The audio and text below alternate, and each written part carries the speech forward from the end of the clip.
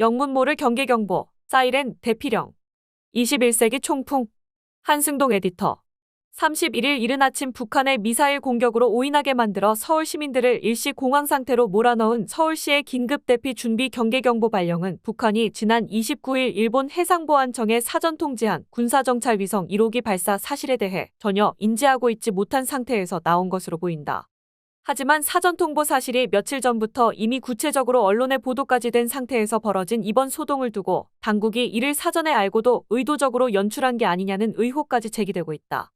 아사히 신문과 NHK 등 일본 언론 매체들의 보도를 보면 이번 사태 전후 관계가 좀 더 분명하게 드러난다.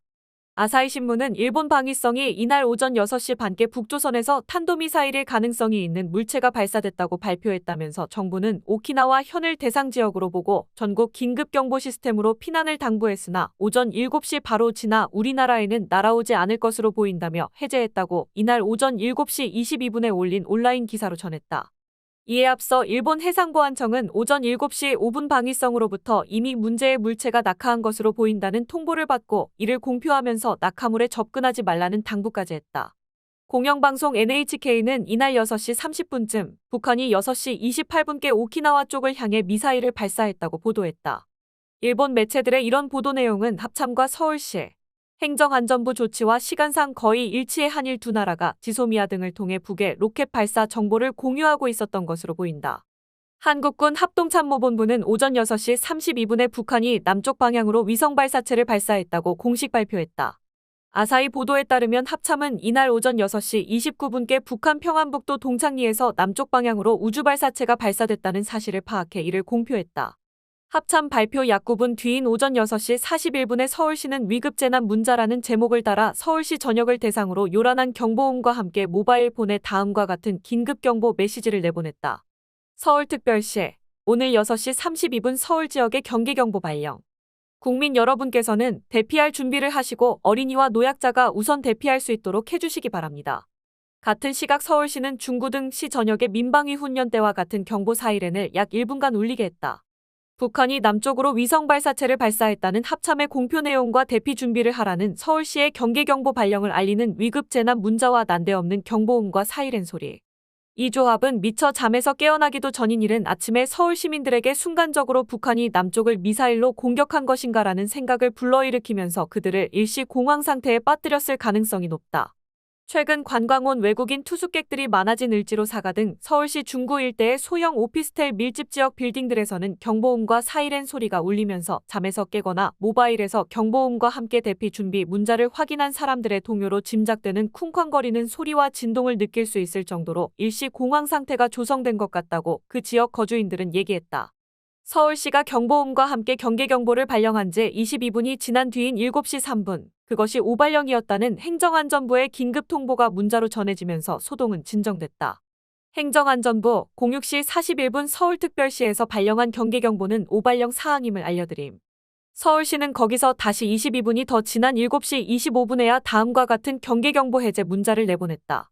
서울특별시 북한 미사일 발사로 인해 위급 안내 문자가 발송되었습니다. 서울시 전 지역 경계경보 해제되었음을 알려드립니다. 시민 여러분께서는 일상으로 복귀하시기 바랍니다. 서울시도 행정안전부도 소동의 자초지종에 대한 아무런 설명도 없이 모든 것이 북한 미사일 발사로 인한 위급사태 때문이었다고만 문자로 알렸다. 아사히는 이날 기사에서 북한이 5월 31일 0에서 6월 11일 오전 0시 사이에 인공위성을 황해, 동중국해, 필리핀 북부 루손섬 동쪽 방면으로 쏘겠다고 지난 29일 일본에 사전 예고했다고 보도했다. 북한은 이틀 전인 29일 이런 사실을 일본 해상보안청에 통보했다. 마스노 히로카즈 일본 관방장관은 기자회견에서 북한 미사일이 발사될 경우 난세이 제도를 포함한 우리나라 영역을 통과할 가능성이 있다고 말했다. 그는 북한의 수로 당국이 일본 해상보안청의 수로 통보관에게 전자 메일로 로켓 발사에 관한 정보를 알려왔다고 밝혔다. 아사히는 29일 기사에서 이런 사실과 함께 북한이 이번 달에 군사정찰위성 1호기의 탑재 준비가 완료됐다고 공표한 사실을 전했다. 그리고 기시다 후미오 일본 총리가 위성이라고 해도 이 탄도미사일 기술을 사용한 발사는 안보리 결의 위반이며 국민의 안전에 관한 중대한 문제라고 비난하고 정보 수집과 감시에 전력을 기울이고 동시에 일본 미국 또는 일본 미국 한국이 긴밀히 제휴해 나가겠다 말한 사실까지 보도했다.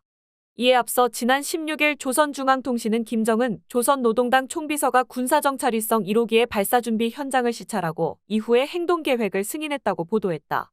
북한과 일본 매체들의 이런 보도 내용들은 합참은 물론이고 서울시도 행정안전부도 사전에 파악하고 있었거나 파악하고 있었어야 한다. 그럼에도 서울시는 31일 많은 시민들이 미처 잠에서 깨지도 못한 새벽에 요란한 경보음과 사이렌을 울리며 긴급 대피 준비를 하라고 문자로 긴급 통보했다.